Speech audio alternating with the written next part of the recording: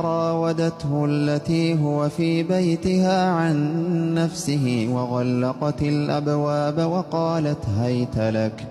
قال معاذ الله، إنه ربي أحسن مثواي، إنه لا يفلح الظالمون.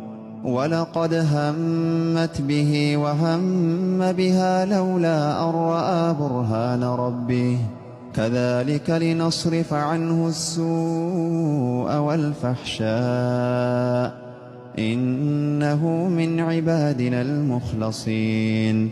واستبق الباب وقدت قميصه من دبر وألف يا سيدها لدى الباب. قالت ما جزاء من أراد بأهلك سوءا إلا أن يسجن أو عذاب أليم.